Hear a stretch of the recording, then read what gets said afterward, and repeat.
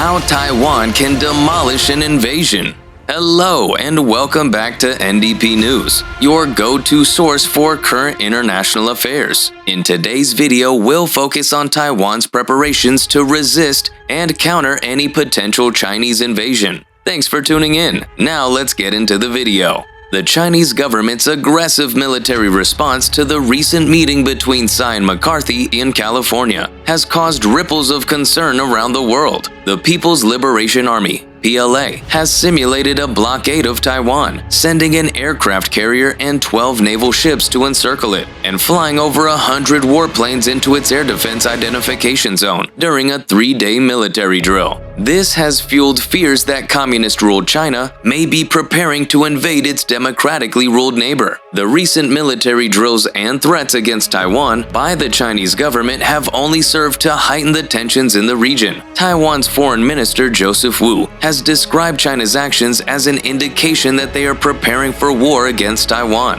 This assessment has raised doubts about whether Taiwan's military preparations are sufficient. In response, Taiwan has recently announced an extension to mandatory military service periods from 4 months to a year and accelerated the development of its indigenous weapons program to boost its combat readiness. However, analysts say that the creation of a contingency stockpile of munitions on Taiwan soil could be a game changer in the event of a conflict. The talks between Taipei and the United States to establish such a stockpile could provide vital support for Taiwan's defense. Defense Minister Chiu Kuo-cheng told Taiwan's parliament in March that Taipei was in discussions with the U.S. over a potential plan to set up a war reserve stock on the island. While Taiwan has long been a purchaser of weapons from the U.S., military experts say that the creation of such a stockpile could be crucial to the island's defense, because as China's recently simulated blockade showed, it could be incredibly difficult to supply the island with additional weapons if war does break out. Taiwan has no land borders, so any supplies would have to go in by air or sea, which would be highly vulnerable to interceptions by the Chinese military. Admiral Li Shimin, who served as chief of the general staff for the Taiwanese military between 2017 and 2019, has stated that having a war reserve stockpile is crucial and meaningful for Taiwan. He believes that even if the United States does not want to intervene directly with military force, those kinds of stockpiles can still be very effective for Taiwan's defense. Taiwan has repeatedly raised concerns about delays in U.S. weapon deliveries amid the war in Ukraine. Following his meeting with Tsai, Speaker McCarthy tweeted that it is clear several actions are necessary. These actions include continuing arms sales to Taiwan and ensuring that such sales reach Taiwan on time. What exactly does Taiwan need for its defense? For decades, the Taiwanese military has been procuring fighter jets and missiles from the United States, the preeminent security guarantor of the island's well-being, despite lacking an official diplomatic connection. In recent weeks, the Biden administration generated headlines with its endorsement of potential arms deals to Taiwan, worth a staggering $619 million, encompassing hundreds of missiles for its fleet of F-16 fighter jets. Nevertheless, Admiral Li, a high-ranking official in Taiwan, asserted that Taiwan must expeditiously amass smaller and more maneuverable weapons that would have a greater chance of surviving the initial wave of a Chinese attack in an all-out conflict, which would most probably incorporate long-range joint missile strikes targeting Taiwanese infrastructure and military installations. In a much-publicized book published last year, entitled Overall Defense Concept, Li contended that Taiwan should shift away from investing heavily in fighter jets and destroyers, since its military resources were already vastly outnumbered by China's and could easily be neutralized by long-range missiles. Last year, China's defense budget stood at a colossal $230 billion, over 13 times the amount of Taiwan's expenditure of $16.89 billion. Therefore, instead of matching vessel for vessel or aircraft for aircraft, Li suggested that Taiwan should adopt an asymmetric warfare strategy, emphasizing the procurement of smaller weapons, such as portable missiles and mines, that are arduous to detect but potent in impeding enemy advances. In Ukraine, their military utilized Neptune anti-ship missiles to sink Moscow's battleships. he said. Asymmetric weapon systems will enable us to sustain our combat capabilities. That is because if our adversaries desire to obliterate them, they will have to approach us, which exposes them to our counterattack. If we can establish a formidable enough asymmetric capability, I firmly believe China won't be able to seize Taiwan by force, even in the absence of United States intervention, he added. Please take a moment to subscribe to our channel and give the video a thumbs up.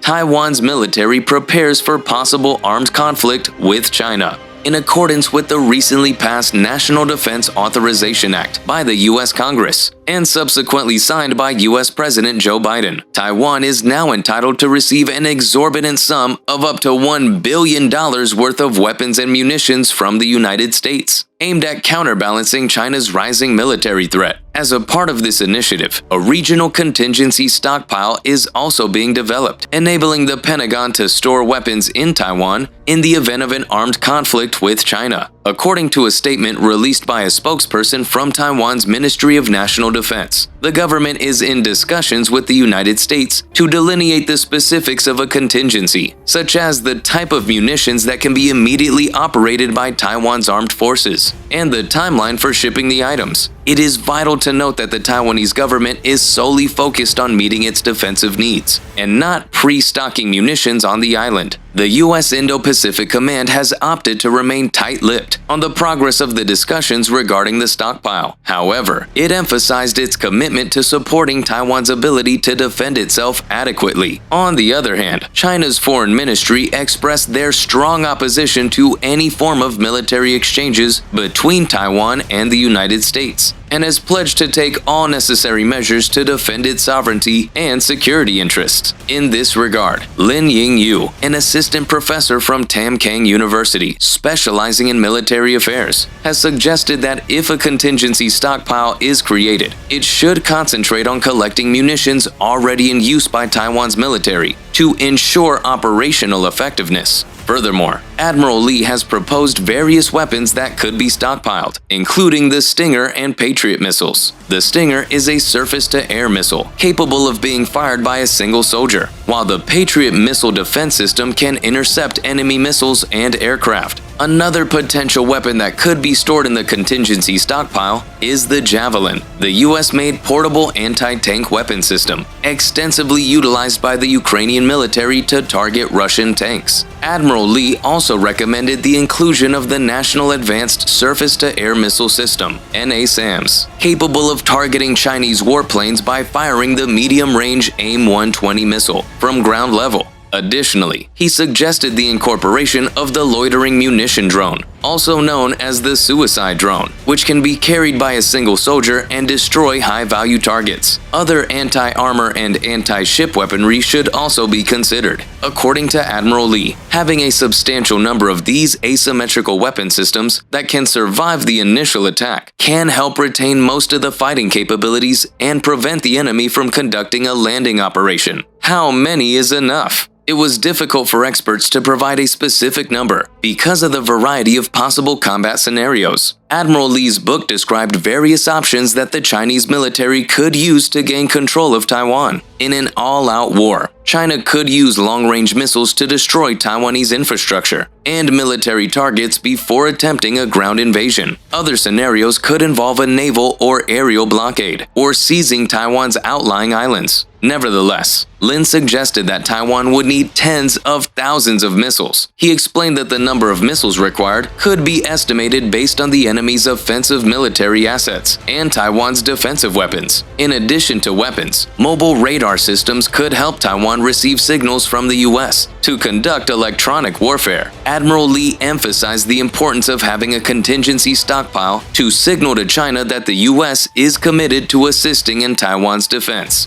What do you think about the National Defense Authorization Act that was recently signed by President Biden? How do you think the Chinese government will react to it? Let us know your thoughts in the comments below. Please check out our other videos to stay up to date with current events being played out in the Asia-Pacific region. Thanks for watching. This has been N.D.P News, and we'll see you in the next one.